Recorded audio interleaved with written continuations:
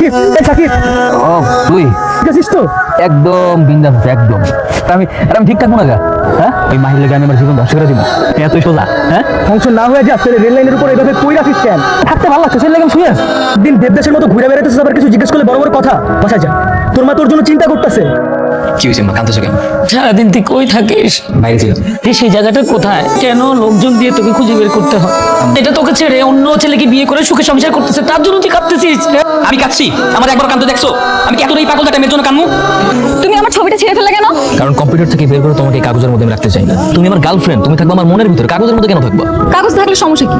সৃষ্টিকর্তাদের এত সুন্দর মনে রাখতে ছিলাম, তাও খুশিও নেই। কিন্তু আমি চাই তুমি সবসময় তোমার মানি ব্যাগে আমার একটা ছবি রাখো। মেয়েটা যেন তোকে রিজেক্ট না করতে পারে। যেভাবে হোক মেয়েটাকে তোর পটাতে হবে। মেয়েটার সামনে গিয়ে প্রথমে মেয়েটাকে প্রপোজ করবি, তারপর মেয়েটাকে পটাবি।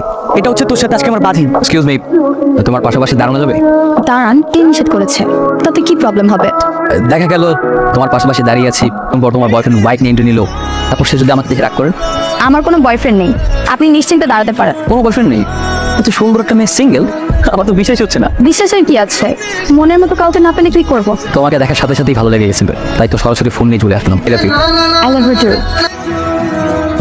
আমি যে সুন্দর, আমি যে ছেলের ভাগ্যে পড়বো সে তো আমাকে মাথায় তুলে রাখ। এটাই তো সমস্যা, কারণ মাথায় বেশিক্ষণ তুলে রাখা যায় না, কিছুক্ষণ পর অসহ্য হয়ে ঠাস করে ফেলে দেবে।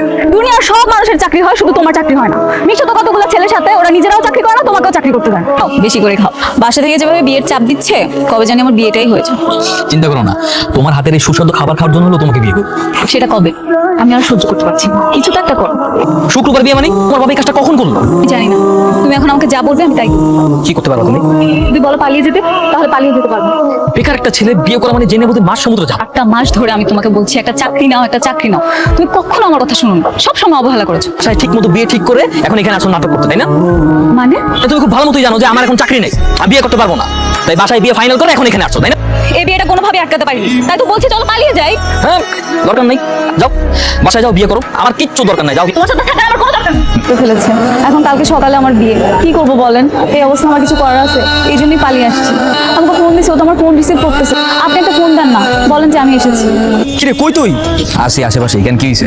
আরে মাহি তো সবকিছু নিয়ে চলে আসছে। সবকিছু নিয়ে চলে আসছে মানে? মানে মাহি বাসা থেকে পালাইছে, তুই কই তাড়াতাড়ি এখানে চলে আয়। তাই আমিও রাখতে বলছি, ও বাসা থেকে আসে কেন? তাহলে এখন কি করবে ও? ওর বাসায় চলে যেত, বাসায় গিয়ে বাবা আমার পছন্দের ছেলের সাথে বিয়ে করতে হবে। এখন মন খারাপ করে কি লাভ? তুই নিজেই তো মাহিকে ফিরিয়ে দিবি। আমি সময় বুঝতে পারিনি বন্ধু, আমি সময় বুঝতে পারিনি যে আমার এত কষ্ট হবে, আমি সহ্য করতে পারতেছি না, পারিনি, বুঝতে পারিনি আমি তোমার সাথে থাকতে পারবো না। ঠিক এই কথাগুলোই না আমি গতকাল বলেছিলাম, করেছিলে মনে আছে? আরে আমি সরি বললাম তো, সরি বলার পর আর কোনো কিছু থাকে? এখন কি চাও তুমি? চলো আমরা পালাই যাই। এটা কোনোভাবেই সম্ভব না। আমি যদি এখন পালিয়ে যাই, আমার বাবা মা তো সুইসাইড করবে। তুমি আমার সাথে যাও, চলো। পাগলামি করো না। আমিও গতকালকে অনেক পাগলামি করেছিলাম। তুমি কি করেছো? কুকুরের মতো আমাকে তাড়িয়ে দিয়েছো। তোমার সব কথা শুনবো, আমি চাকরি করবো, ব্যবসা করবো, তোমার বিয়ে করবো, তুমি যা বলবো সব কিছু করবো। হ্যাঁ করবে তো, আমার জন্য করবে না, অন্য একটা মেয়ের জন্য। আপনার ফ্রেন্ড এক্ষুনি নিয়ে যান এখান থেকে, নাহলে কিন্তু আমি হাঙ্গামা করবো। ওর চেহারা যাতে আমি আর ফোনটা না দেখি। এই তুই যা, যা তুই। এই তুই কি ভাবছস? হ্যাঁ, তুই কি ভাবছস যে তোর মতো মাইয়ার ছাড়া থাকতে পারবো না, তোর ভুলে থাকতে পারবো না? তোর মতো মাইয়ার আমি মারি পার, যা। সাকিব সর্বনাশ হয়ে গেছে, মাহির হাজবেন্ড বাইক অ্যাক্সিডেন্ট করছে, আজকে সকালে হসপিটালে মারা গেছে। তোমার হাজবেন্ডের মৃত্যুর সময় আমি প্রথম দিনই জানতে পেরেছিলাম। চাকরি বাকরি কিছু করছো নাকি আগের মতো ভাবে ঘুরে বেড়াও? ওসব চাকরি বাকরি আমাকে দিয়ে হবে না, আমরা কি চাইলে আবার এ করতে পারি না? চলো না, আমরা দুজনকে বিয়ে করে আমাদের জীবনকে আবার নতুন করে শুরু করি।